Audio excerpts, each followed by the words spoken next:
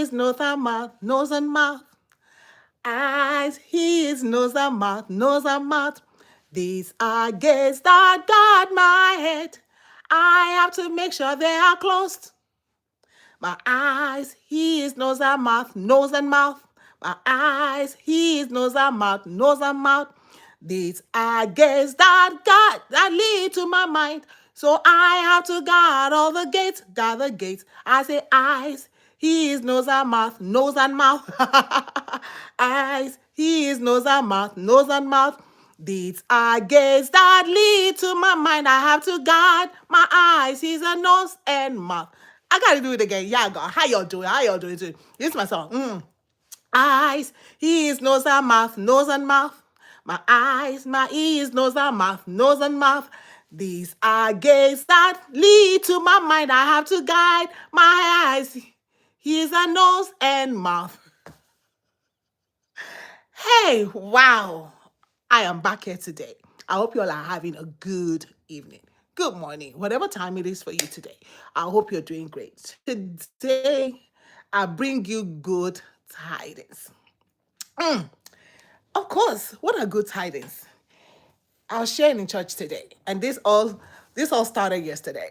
And I was like, I didn't have enough time in church, so I have to come here and make sure that I also share the same thing to my family up here. YouTube, Facebook, wherever you're going to catch this. Share this, love somebody. If you really love somebody, share this. The young people, share it. Old people, share it. Share it, share it, share it. I'm going to come back and talk about the movie Wicked. Yo, listen, watch out for that. It's probably going to be today after this. But let's take one thing at a time. In Romans chapter 10, let me see what that scripture says. The book of Romans, chapter 10. We got to encourage ourselves. As we see the day approaching, as we see all this evil and madness around us, and people just lost their common sense. They didn't really have any. People just wicked, and the heart is just over there. I don't even know. So here is Hebrews chapter 10, verse 17. So it says, here's the word of God that says, so faith, belief, or trust comes from what is heard. And what is heard comes from a word proclaimed about the Messiah. I really, what's my other Bible? I really love the way this Bible says it. We always hear, hey, Jackson, Baron, hey, Lise, hey, how are you doing? Ha ha ha. So I love the scripture always says that faith comes by hearing. But hearing what? Hearing a word proclaimed about the Messiah, and hearing the word of God. And today, in fact, this morning actually, yesterday and today, I'm just thinking about something, that faith and belief and trust are the same thing. Yeah. I have a good church. Yes, I hope you went to church too. So when you talk about faith, belief, and trust, Proverbs 3:5 says, trust in the Lord with all your heart. In John, it says, whosoever believes in him. So whosoever trusts him will not perish but have everlasting life. So we're talking about belief. Sometimes, I think not being able to really make the word of God simple, we make it complicated. That if you know that, trust in the Lord your God with all your heart, with all your soul, with all your being. He says, believing in him, having faith in God. So it's not having faith you're going to have a house. It's not having faith you're going to have a God. Sometimes we have brought faith down to what? We have brought faith down to earthly things, to houses and lands and cars. I'm going to have a baby. I'm going to have a wife. I got to have faith. We trust in God. It is in him we trust. You see, here it says, so trust comes from what is heard. And what is heard comes through a word proclaimed about the Messiah. So when I say that faith comes by the preaching of the word, that's what really is. Yes, and when we think about it, who is the word? What is the word of God? So when we say it comes, so this scripture really tells us the way a word proclaimed about the Messiah. So when we say we preach the word, when we say encourage each other with the word, what does that mean? It takes us back to John. John 1 says, in the beginning was the word, and the word was with God, and the word was God. The word, when we talk about Jesus, we're talking about the word. He is the word of God. So when we say that that faith comes through a word proclaimed. By faith comes by hearing, and hearing the word of God. He's simply saying faith comes by hearing, and hearing Jesus. Hello, let me break it out again. Faith comes by hearing, and hearing what? And hearing Jesus. God said, "This is my beloved son, in whom I am well pleased." He said, listen to him. And Moses said that God is going to give you another prophet like me. Well, be careful to listen to him. You know, there's something about listening to Jesus. And in the book of Exodus, he says the Lord will send an angel. And oh my God, Exodus 20. Exodus 23:20. You know, this, when I say the scripture is, everything about the Bible is just Jesus. You see, we talk about Genesis. In the beginning was the word, and the word, in the beginning, God spoke the word. And we come to John and we see that Jesus is that word, because he was with God in the beginning. He was with God in the beginning. Exodus 23:20. I love this. I love this. I love this Exodus 23. He says, I am sending an angel ahead of you to guard you on the way and bring you to the place I have prepared for you. I have prepared. Pay attention to him. Listen to what he says and do not rebel against him. What does this tell us and remind us of? Jesus said, I go to prepare you a place. In my Father's house, there are many rooms. This reminds us of Jesus. Hey, Truck Lion. Hey, Daniel. How you're doing today? So listen, guys. Listen. In the beginning was the Word. Faith, belief, and trust in God can only come from when we hear the word about the Messiah. When we hear a word that is proclaimed about the Messiah. So when we think that faith comes by hearing and hearing the word, beloved, that is what it is. Who is the word? You know, when I saw this, I was so super excited that it broke it down to me again. That, oh, he's talking about Jesus. Faith comes hearing and hearing the word, hearing Jesus. And when you look at Matthew 5, 6, and 7, I always tell people that if you say you're a follower of the Lord Jesus and you have not actually sat down to study Matthew 5, 6, and 7, you have not started your journey yet. Why? Because it's true that Jesus sat down and taught it. This is when you say, Jesus teaches. This is what Jesus both began to do and to teach. So he's actually sat down. So I'm wondering how many hours it must have taken the man to teach it. It must have been very important for Jesus to actually sit down and teach his disciples Matthew 5, 6, and 7.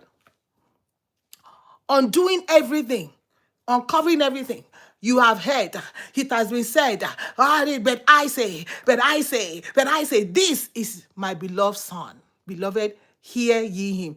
That is God's testimony about the Lord Jesus.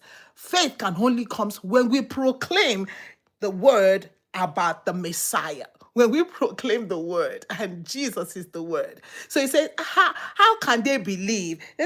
What's that scripture? How can they believe he's nobody have told them? And how can somebody tell them if nobody has sent them? What are they believing? It is Jesus. What are they preaching? It is Jesus. The apostles said, we preach Jesus, crucified and resurrected. That's all they preached. But unfortunately, I don't even know what we preach nowadays. But may the Lord have mercy on us. May the Lord have mercy. And may the Lord bring us back to the place where is faith comes by hearing, and what is heard comes through a word proclaimed about the Messiah. What are you hearing? Even Jesus warned the people. We're going to talk about that today. Be careful how you hear. So today our topic, we have to come and give this beginning of the speech, so we'll know where we are going. When we're talking about the word of God, when we're hearing where Jesus is warning us, and then we begin to kind of wake up. Today we're talking about the gates Guard the gates of your head. You know, in the plan of God, gates are very important. How do I know that? How do I know that? In the book of Revelation, there's two things that are important: foundation and gates. We see there are 12 foundation. And I think I shared it once, because salvation is of the Jews.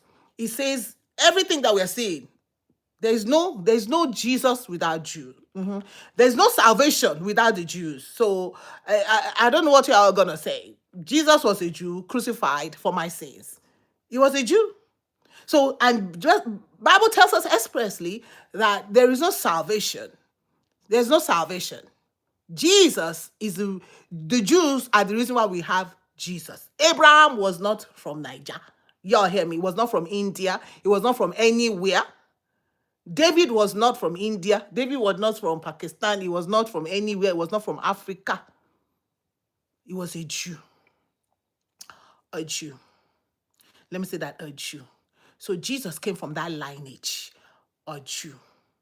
And so the 12 foundation is expressly written in the scriptures. Those were the sons of Jacob, 12. But then God did not stop there. You see, the foundation is very important. Anybody that wants to build a house and your foundation is not good, it's not going to stand. He says, if the foundation be destroyed, what can the righteous, even the righteous, okay, you're a righteous man, okay, you do right in the sight of God, but you want to build a house, but your foundation is bad. You want to marry, your foundation is bad. You want to start a business, your foundation is bad. Whatever you want to do, foundation is bad. He said, you cannot do anything because your foundation is already bad. So what's going to happen? You have to take everything down and start rebuilding again. He says, the wise man builds his house upon the rock. And Jesus is that rock of ages. Hallelujah.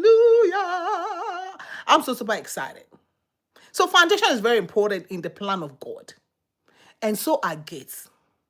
And in Revelation, it tells us about the 12 gates, which are the apostles of the Lamb. And it says in the word of God that we are built upon the apostles' doctrine. And that's why it's important for you to pick up your scripture and read. Read Acts, read Romans, read Corinthians, read James, read Peter, read Hebrews, read Jude, read the book of Philemon, read Titus, read Timothy. It's important that you read, because these are the doctrines of the apostles of the Lamb. Only 12. Jesus had how many apostles? Only 12. So you see, gates are very important. Even in your community, you see they build gates.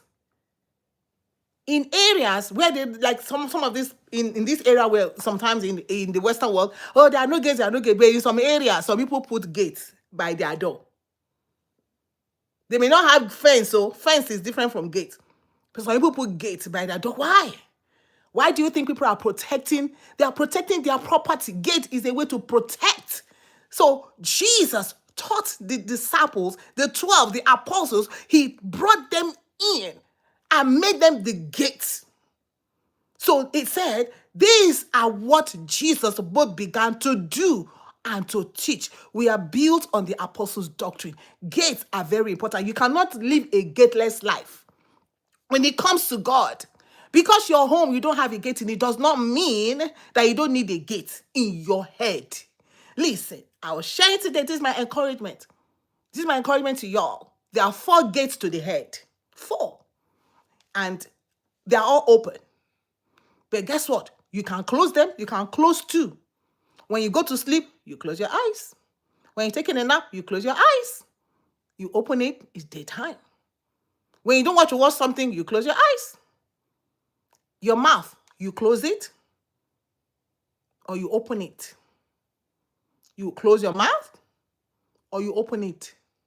See? So there are 4 gates to your head. And your head is where your brain is. Your brain controls everything you do. You're moving from here to there, your brain. You're about to say what? Your brain. You're about to brush your teeth, your brain. You're about to make a decision and do stuff you shouldn't be doing, your brain. Your brain is your activity center. Your central processing unit, your CPU, that's your brain. And so you have to guard your eyes, your nose, your mouth, and your ears. Let's get to the scriptures. The eyes we have to protect. Why? I'm going to tell you in the scripture why we have to protect it and what Jesus tells us about also what we have to do. The eyes is a lamp of the body. Matthew 6:22. I'm going to have time today, so I'm going to have time right here. Not really today. But I'm going to have time right here to actually open the scriptures a little bit. Matthew 6:22. So let us see what the scripture says. Remember, faith comes by hearing, and hearing a word that is proclaimed about the Messiah. Don't forget that scripture now.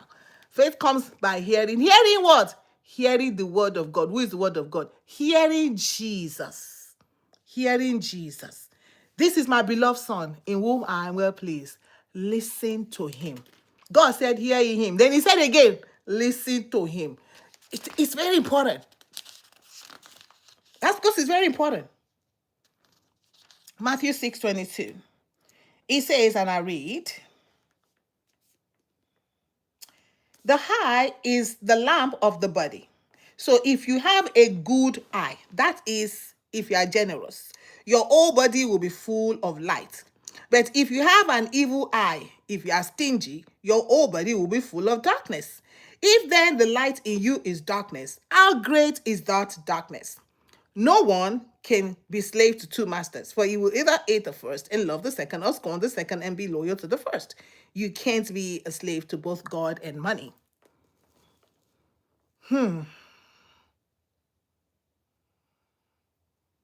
Are we hearing the word? The eye is the lamp of the body. What you allow through your eyes determines whether your inner life is filled with light or darkness. If I close my eyes, there's darkness, there's darkness. If I open my eyes, I let light in. Be careful. You're watching me now. You're using your eyes, you're using your ears. Social media, Hollywood, movies, entertainment industry, they steal your eyes and your ears at the same time. What a powerful industry. And that's why we have to keep being here too, because we want to steal your eyes and your ears too at the same time. At the same time, I just finished scrolling. Oh, Jesus, Lord, have mercy on us, Father God. To myself, get up. It's time to do something more meaningful with your life today. And that's why I'm here. Praise Jesus. Your eyes.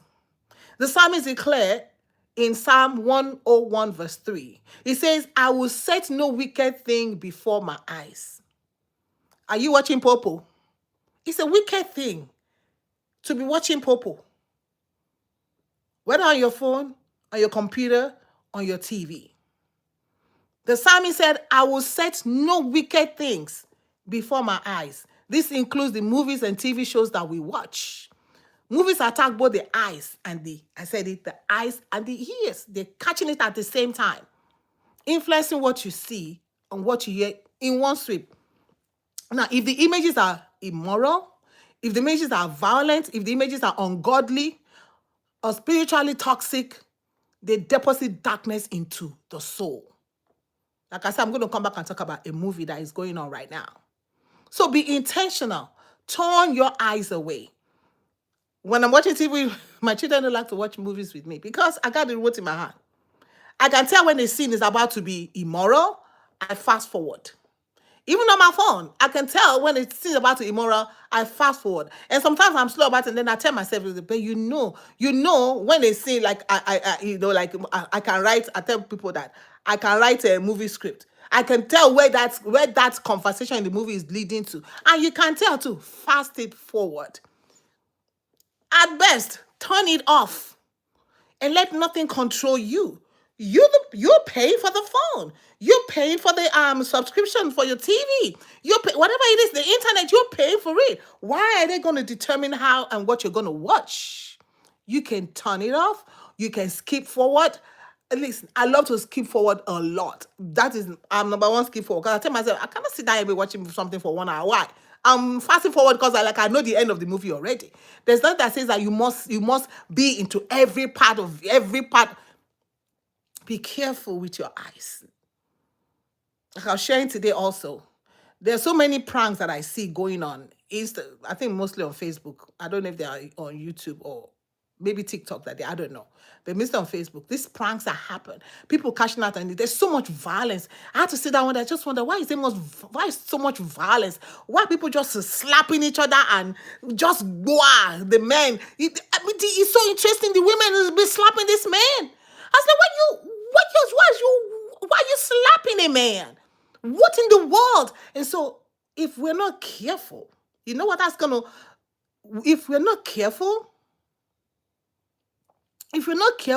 what's going to happen is that because you have deposited that darkness in you, if somebody do something to you, it's reflex. Your reflex is in your subconscious, is going to come out, blah, and you're like, oh, I didn't mean to do that. No. Whether you mean to do it or not, or you don't mean to do it, it's already inside of you. It just came out through your hand. Through your hand. So there's so much violence. Okay, you're pranking somebody, you wanted to marry the person, and suddenly you find out the person is cheating. Must you beat the person up? Why? Sometimes it doesn't. Okay, you're pranking somebody. Okay, you come and do DNA is not to your child. Is be keeping a child for do. Must you beat the person up? But this, we got to be very careful. Very careful. This is what I'm saying now. You might want to watch it. Watch what you're watching. It's all there. The eyes, the gate to the soul. It's very important. Turn your eyes away from beholding vanity. Psalm 119, verse 37. You have to learn to turn your eyes away. It may not be easy because it's like, oh, but this is what I used to relax. Relax with violence. Relax with immorality. What kind of TV shows you're watching? My friend will always complain. The other watch movie that is 2.5. I don't even know what that movie is. 2.5 Men. He said the other, these people are already dead and gone years ago. You keep watching them. Why? I don't even know what it's all about, so I don't really care to do because I'm not a TV fan. So let's be careful. We have to learn to turn our eyes away from beholding vanity, from beholding immorality, from beholding violence, from beholding occult. There's so much occult. I tell people, I say, look at Hollywood, Bollywood, Nollywood. Just think about the name. Wood. Inugbo. Wood. Who do we know stay in the wood? Obia. Even though now they have come out into the open. They are now having their own buildings and all that. But it's all good. Now let's talk about the second gate. The ears. Job 34, verse 8. I gotta get my other Bible. We'll be right back.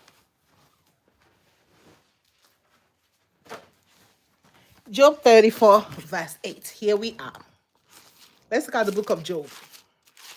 So follow me in your scriptures. Job is before the book of Psalms.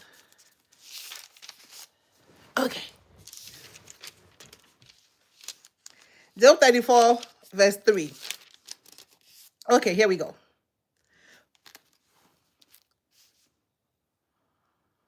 For the here, in fact, let's back up to verse 2. He said, hear my words, you wise. This is Elihu talking to the wise people. You wise men, and give ear to me. You will know. You see, you sabi. You think you know. You too know. For the ear taste words, as the palate tastes food. The ear should test words as the palate tastes. Sometimes when you want to eat something, and you just put it in your mouth. If I'm eating, I don't eat sugar a lot. No, not even salt. For example, salt, because I do it minimal. So if I put salty food in my mouth, the first thing that it's got to come out. Or even when you get something hot and you put it in your mouth and it's coming out. Because your palate, I know this is too hot. Spit it out. And intuitively, you spit it out. The same thing with something that is bitter. If you're not used to eating something bitter and you just take something, oh my God, it's looking so good, you put it in your mouth and it's bitter, your palate says, spit it out. The same thing with your ears. He says, as the mouth will taste, your palate taste and taste. So our ears also. So it's not everything we should be hearing and absorbing. Like we can close our mouth, we can close our eyes, But unfortunately, our ears, we cannot close it. But there's two ears. There's the hearing that is the hearing, and there's the inner hearing. It says, once has the Lord spoken, and twice have I heard. So you can control what you hear, the kind of music I listen to. I was just sharing my people. I love this guy. I mean, if you talk about a Nigerian artist, I just like him. I don't know why. My friends like, why you like him? Me say, I cannot explain why they like. I don't like everybody, but this particular guy. But there's this song that is making wave. And I was saying, people like, when that song first came out, I was like, you sang this song for her. This is so nice. But then there's a line in that song. For some other reason, my mind was taken to it. Say, listen to that line again. Don't just be going with the crowd. And once I heard that line, I said, come on now. You know I like you. Why you put this kind of line in the song? But then it occurred to me again, Joy, what do you expect him to do? He's an unbeliever. He doesn't know. This is what will sell. And it's all, listen, entertainment industry is all about money. Okay? It's all about money. So it's going to give people what they want to hear, what will sell. So that kind of knocked that song off my list. So you don't have to listen to every song.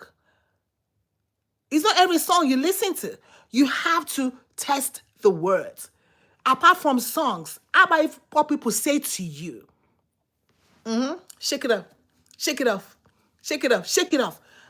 When people begin to condemn you, there's some people around you, all they have to talk about you is bad. They never see the good you have done. If you were to wake them up today, say, oh, tell me about this person. Everything they will spit out is bad. They never have anything good to say about you or about somebody. But everything about them, if you wake them up and say, tell me something about you, they will give you paragraphs of all their goodies. You see that? So when you stay around such people and you hear all these things, what can you do? Lock it up. Take heed how you hear. Even endeavor not to be around them. Some people who, listen, been there, done that. Somebody says something to you, and maybe you recorded it, and then you play it, and then you play it, and then you play it. No, delete it. Stop rehearsing and stop hearing it and over and over and over and over again. It's the same thing. It's not healthy for your soul. It's not healthy for you. So be careful what you hear. Because what? Faith comes by hearing. So you have to now be intentional in hearing about God. Intentional in making sure that you concentrate on hearing about the Messiah. Hey guys, I'll be right back. One more thing. Because this one is about to. And we're not going to let it. We are not going to let it. Oh, come on.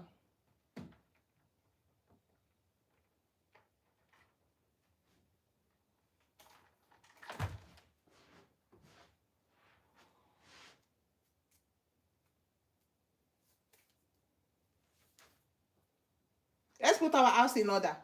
Okay? It's very important. So it's about to die. But we gotta make sure it don't die.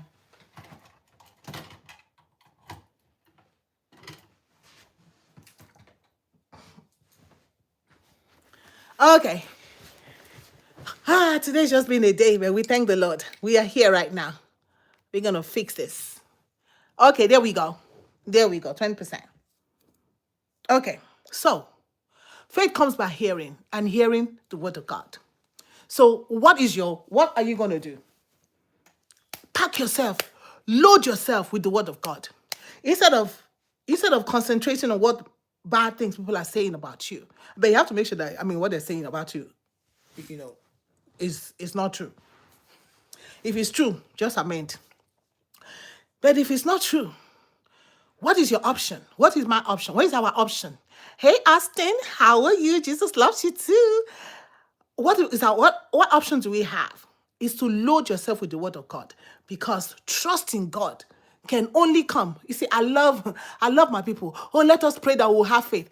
Sometimes I wonder, I say, what kind of prayer is this? What are you all praying that you have faith for? The scripture tells us, they say, hear ye him, that faith in God, trust in God, believe in God comes by the proclaiming of the word of God, the proclaiming of a word about the Messiah. So the only way that I can build my faith, you can build your faith, is doing what?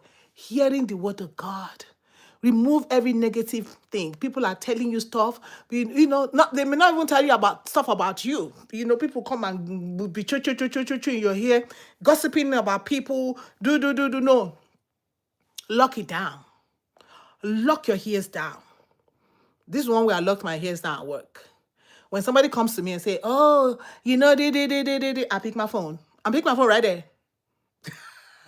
Yeah. I pick my phone and I'm putting it on dial and voice note. I'm putting it on speaker. I was like, oh, this person is here. Oh. He said, by the time I say he said, the story changed. I said, but you just said, this person said. And that way I locked it down. It's hard for people to come to me and cho about somebody else because they know. I'll pick up my phone and I'll call the person. And sometimes they will come and tell me, oh, did you know? I said, do I look like somebody's personal assistant? If you need the information, go to the person that is something. Go talk to the person. I'm nobody's personal assistant here to be giving you information. No, I'm not. That's how I lock it down. So you can lock your ears down. Jesus say, take heed how you hear.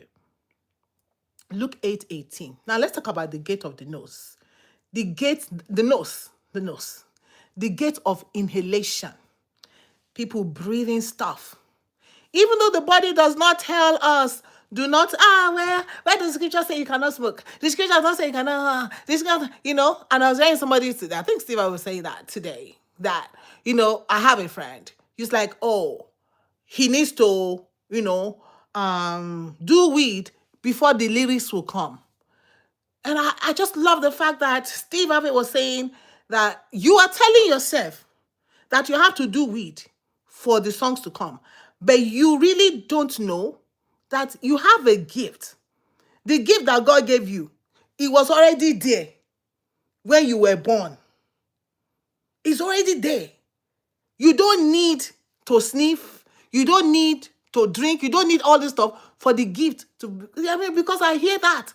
Because in the entertainment industry, whether we like it or not, I told my friend that. I said, are you ready for this? You want to go into this? I said, there's alcohol, there's drugs, and there's women. 3 things. Are you ready? If you're not ready, just get out of the entertainment industry. You're going to have high blood pressure. You're going to be stressed every day. You don't need to sniff. You don't need to be high. Just like the scripture tells us, we should not be drunk with wine, but rather we should be drunk with the Holy Spirit. You don't need to be high. Why? 1 Corinthians 6:19-20 tells us that reminds us that our body is a temple of the Holy Spirit. The Holy Spirit dwells in here. And we must not destroy that temple with harmful substances. Cigarette is bad for you. Weed is bad for you. Oh, well, weed is not bad. It's medicinal. You're messing with your mind. It's medicine. They are telling you your mind. And I was saying that they're trying to tell you cigarettes not good for you, but they brought vape. What is the difference? It's even higher content of nicotine. You go to these places where they do rehab. They say don't bring cigarettes in here, but they're giving them vape free. In fact, every morning you collect your own. You're even vaping more than you were smoking outside. How does it make sense? The devil ain't playing with us. Don't inhale. Don't sniff or consume anything, tobacco, drugs, additive fumes that can damage your brain or impair your mind.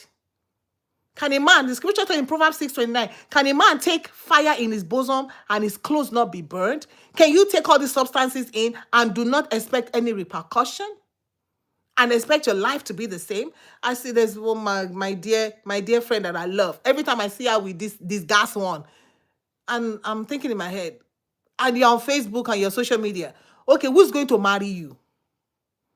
Because every time you're going to the club, you are showing it and you're just gassing. Just think about it. You're destroying your body.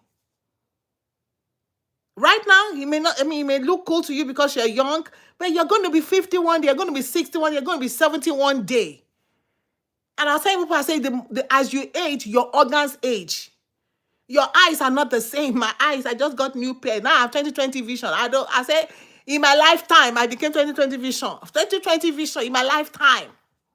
Your teeth age.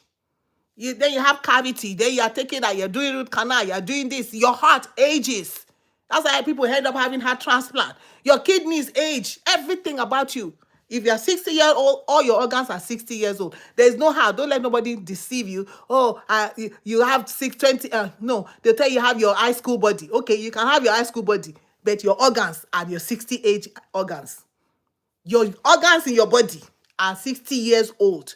Your blood vessels are 60 years old. If you are 70, if you are 50 years old, you can put all the makeup that you want and take that picture and pose. That is external. Your internal organs is your age. You cannot make up, you cannot put makeup on your heart. You cannot put makeup on your lungs. You cannot put makeup on your kidneys. You cannot put makeup on your pancreas. You cannot put makeup on anything internal. They are your age. Those will tell you your real age. That is your real age. I love the word of God. So when we do these things, whatever harms your brain will destroy your destiny. Anything that puts you in a place of zone where you're a zombie, that is the weed have taken over your thinking, because like that one person say, oh, I have to do it so I can have lyrics. So you see, that's why even sometimes all this music you listen to, it is well. Anything that changes your mentality, we got to be careful about it. We talked about the nose. That is your nose. The gate can change your mentality. See, go straight, distort it, distort your mentality. You can't think like you're supposed to. It has taken over you. It's controlling how you think. Why? Why you're giving your senses to a substance? The substance is controlling how you think. It's controlling the songs you write. The substance is controlling. You're no more in control. You have lost control. The scripture says that, can a man take fire in his bosom and his clothes not be burned? The body that we have has been given to us. It's a gift from God. We cannot destroy it. And if you have been doing all kinds of stuff, repent. Turn a new leaf. Are you now going to, at 50 years old, if you have finished all the smoking in the world, is your lungs now going to become 20-year-old lungs? No. Your lungs is going to be a smoker's lung and 50-year-old smoker's lung. You not only be a smoker's lung, going to be 50-year-old smoker's lung. So for how long you'll be smoking, we'll see it in the lungs. It's so sad. But also we have the word of God to encourage us. All right, moving up to the next. The mouth. Oh my God. Listen, if the scripture did not talk about any other gates with so much emphasis, the mouth, this is the gate of life and death. Ooh-wee. The gate, with it, he said we cannot curse and bless with the same mouth. With this same mouth we curse, with this same mouth we bless. With this same mouth we lie, with this same mouth we pray to God. Hi. This is the most powerful gate.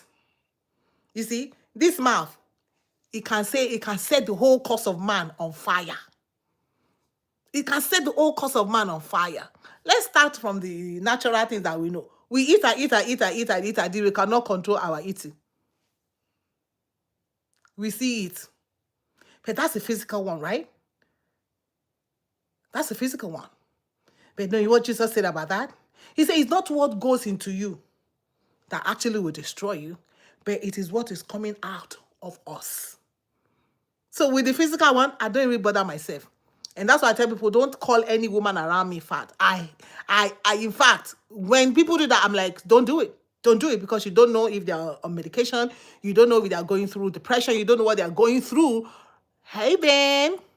You don't know what they're going through that has put them where they are. So don't do that. Don't do that. So because that is not important. You know the important one? The one that is coming out of us. The one that is coming out of us.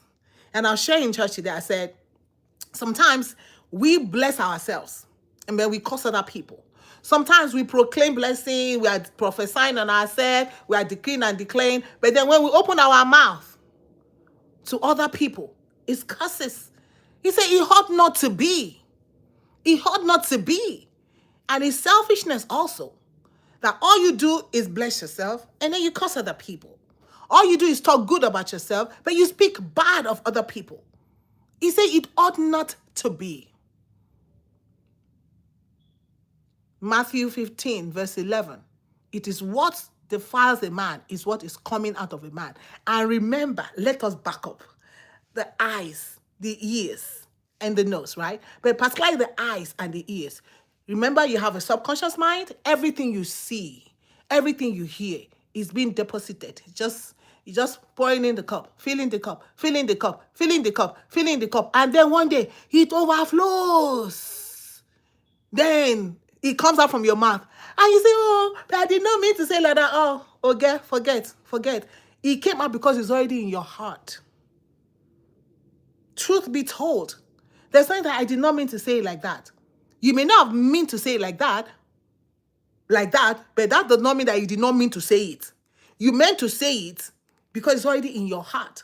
And it only did what? It only came out. And that's why it's important that we watch what we watch. We be careful what we hear. Because they go and sit in the back of your car seat. They sit and pile up in your drawer, pile up until the day that somebody mistakenly open it. And then whoosh, it's going to come out. But if you pack yourself, remember, faith comes by hearing. Hearing what? Hearing a proclamation about the Messiah. If all you are hearing is about the Messiah, how God is kind, how God is good, how you have to be merciful because your Father in heaven is merciful, what's going to happen? If somebody opened that drawer, what's going to jump out? Mercy. What's going to jump out? Kindness. What's going to jump out? Goodness. Because you are full. It is what you are full of that you bring out. So when I watch your life and the things that you do towards people, I can know, oh, this person is full of the Messiah, or this person is full of the devil. He says, Jesus told him, he said, you have to father the devil. What did Jesus see? It was their characteristics. Because the devil is a liar and the father of it. He's a killer, for the devil comes not but to steal, to kill, and to destroy. He's a stealer, he's a destroyer, and he's a killer.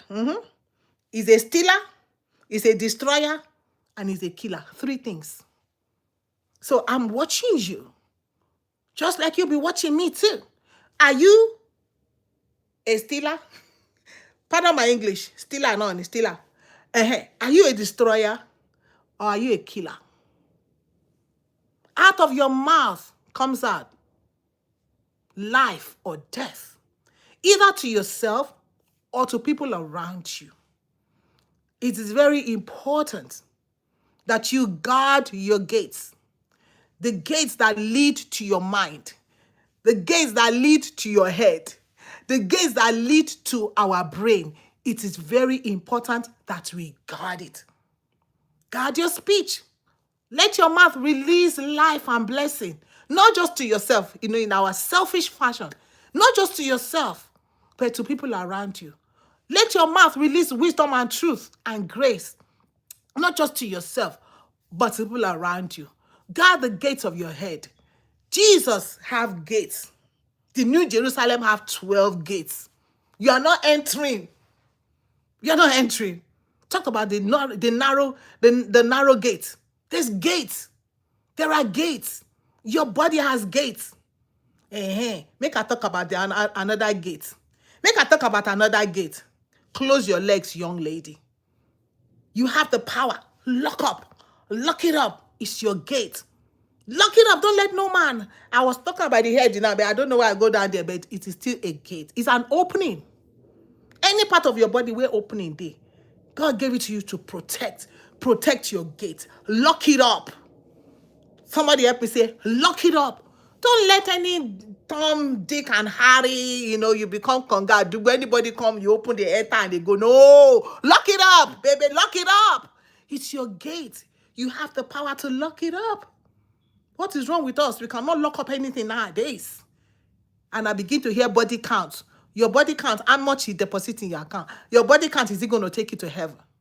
Your body count, remember, you're counting your body count.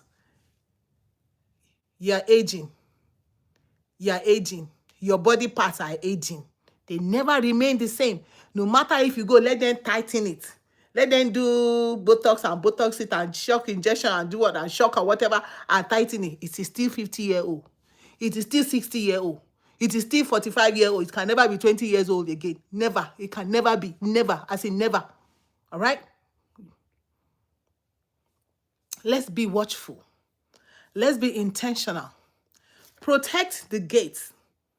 Guard your soul. Protect your head. Guard your soul. Protect your gates. Every gate in your body. Don't let nobody enter gates that is supposed to be an exit gate. You go to some places, they say exit only.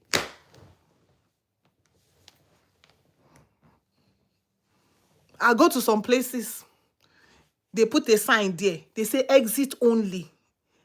Make a talk, yo. Make a talk, yo. If you know, now you go know. Alphabet community. God made it exit only. He said, I'm the potter, I'm the clay.